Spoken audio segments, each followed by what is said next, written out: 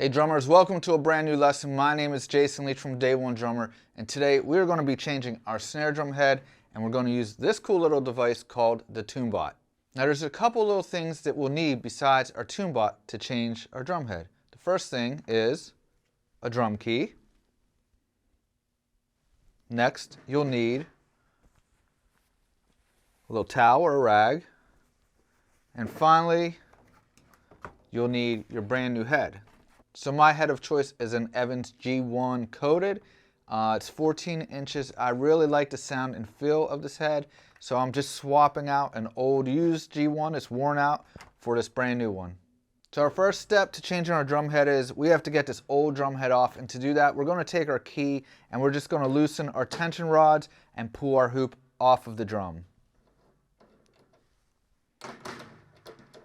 So I'm just going to go around the drum. I already pre-loosened these a bit, so I'm just going in a circle,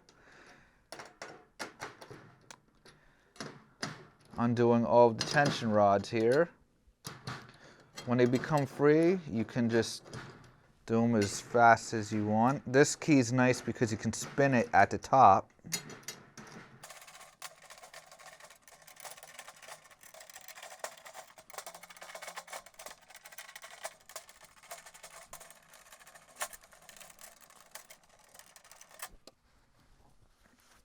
Great, now all of our tension rods are loose.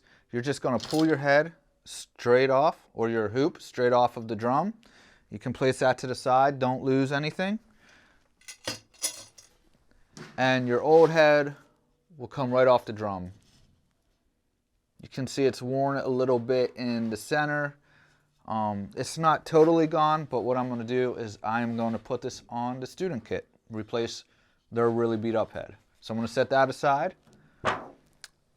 Next, you're going to want to take your towel and you're just going to clean the bearing edge of the drum. Try to remove any dirt and debris that might be in there. Kind of turn it over and shake it out. As you know, when you're practicing and hitting all the time, you can cause a lot of sawdust and shavings, and it finds its way into the drum and it gets between the head and the bearing edge, and it can affect the sound. So I'm also going around my hardware here and just cleaning off some excess grease from the last time I lubed up my tension rods. So once that's clean, you put your rag aside and take your new head.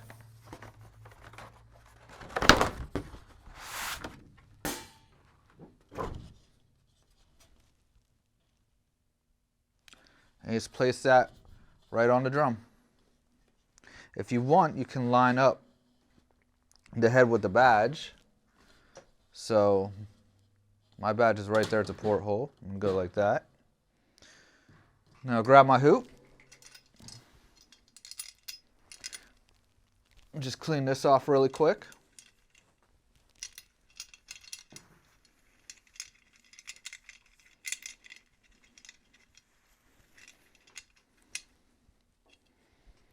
Okay, and then you're going to place your hoop back onto the head, onto the drum.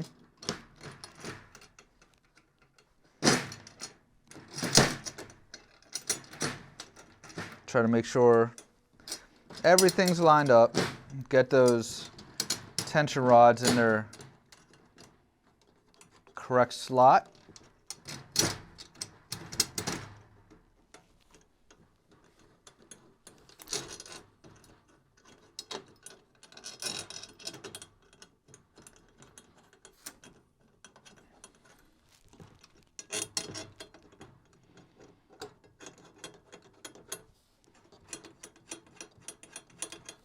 Okay, now that my tension rods are in the correct space and the head's on, I'm going to take my key and I'm going to make everything what they call finger tight. And I'm just going to turn my key until I feel it catch the threads, and I'll use my hand the rest of the way.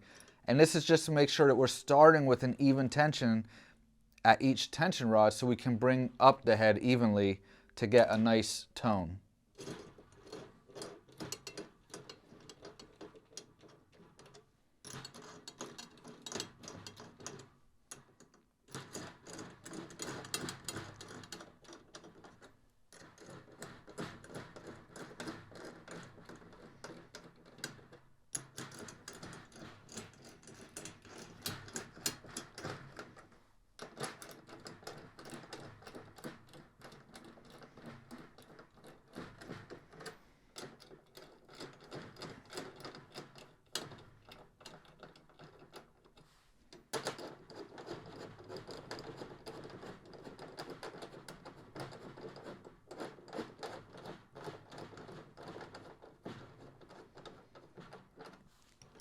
If you have an older drum, some of the tension rods might not go in as smoothly as others.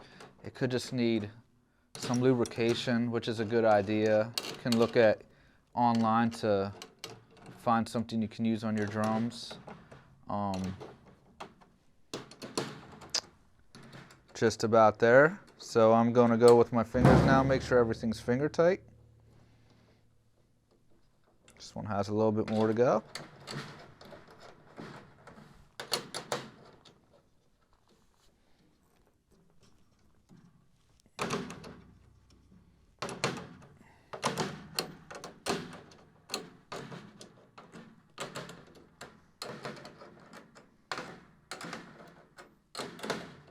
Great. So now that our head is on, it is time to break out our tune bot. And the tune bot's a cool little device. It reads frequencies, so it's going to help us pitch match each of these tension rods so that we have an even tuning around the whole drum. What I'm going to do now, you should take your drum off of the stand when you tune it so that you can mute the bottom head by setting it on something. Great, so I have my head on my throne and I'm just going to clip the tune bot to the hoop. All of our tension rods are finger tight. We're going to start to bring up the drum in little increments. When you have a brand new head, you can do what's called seating the head, where you put some pressure in, crack some of the glue, which is fine, and you are making sure that your head is sealed to your bearing edge. It stretches the head a little bit as well. You'll notice sometimes when you tune a drum with a brand new head, if you don't stretch it, you'll play for a few minutes and it lowers the tuning a lot because it's stretching out as you go. So let's see where we're at. I don't know if the camera will pick this up, but 108, 109, 111, 111, 110, 109, 109, 110, 111, 112.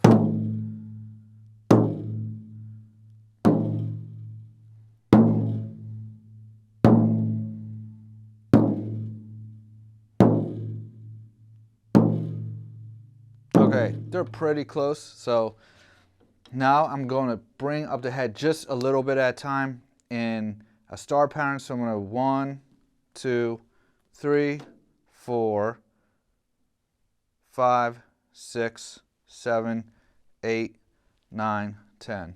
I'll try to remember that as I go. It's not always easy to keep track of your pattern, especially when you're talking to the camera. So I'm doing probably just a quarter turn, half turn to start.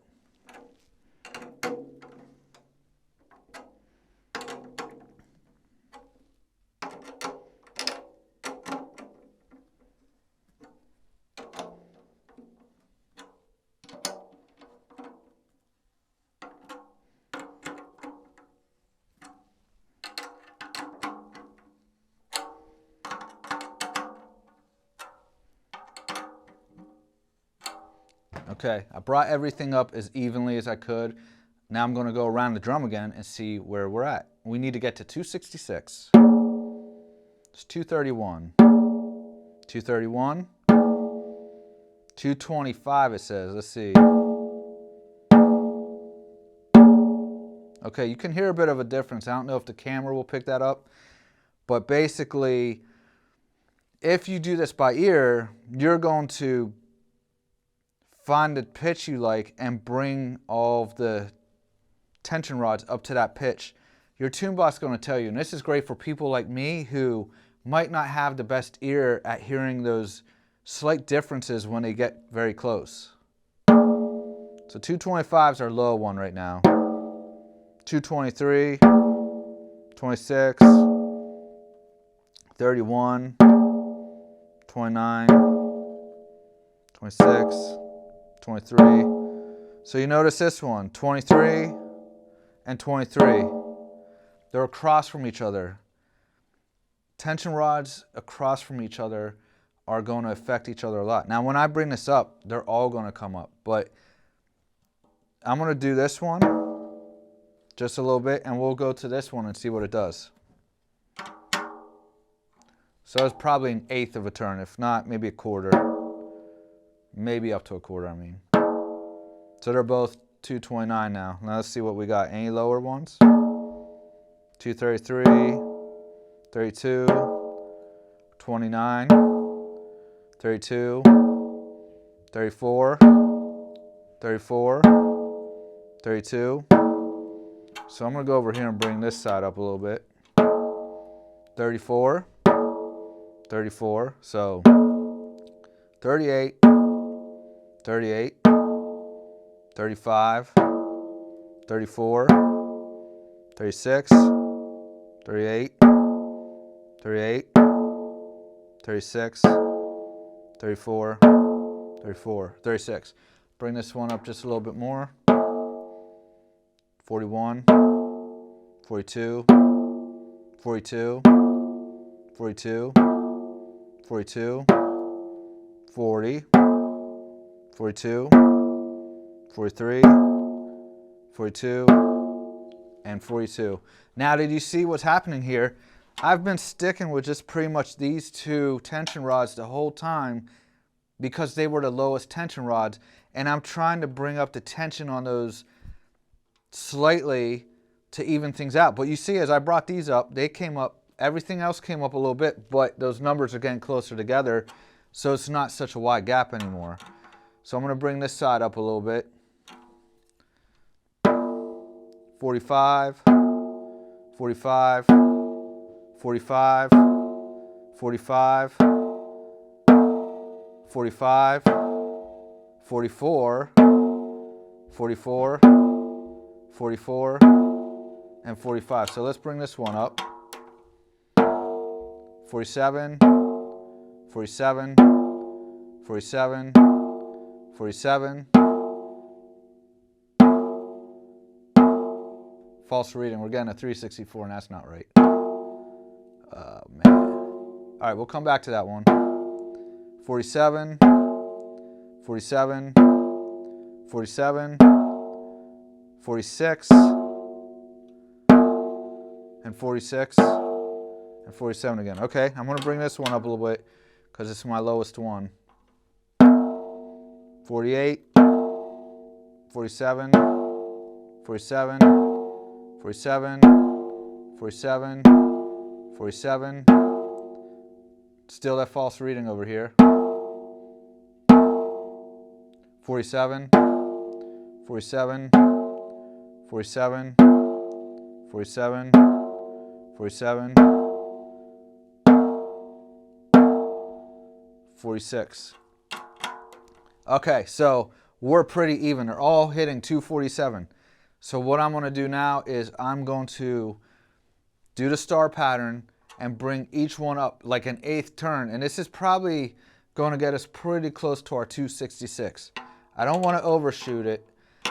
I want to maybe get right under it if I can. So 1, 2, 3, 4, 5, 6, 7, 8, 9, and 10. And you probably can't hear this on the camera, but when I bring up those tension rods, you can hear the pitch coming up.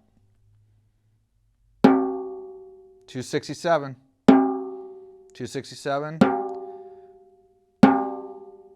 268, 69,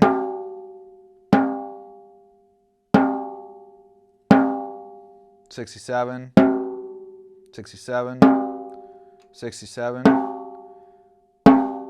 68, 69, and 67. So the 68, I'm going to bring that down just a little bit. 68, 68, 67.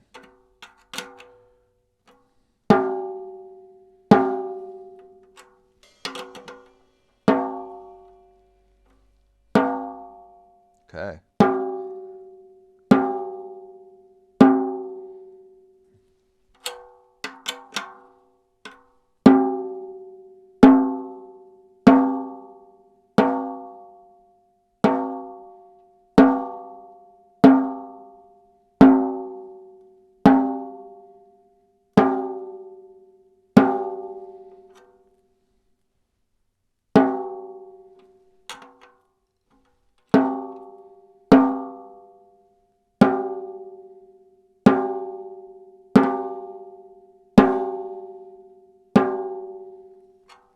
All right, we're sitting pretty good. For the most part, we're hitting 266. We have a couple that are 267, but it's really close. So at this point, what you can do is put your drum back on the stand, give it a play, put your snares back on, and adjust your snare tension to see if you like that, and see what the drum sounds like. Don't forget your bottom head will play a big role in how your drum sounds. I haven't touched my bottom head for this scenario, so let's see here. Put this back on the stand.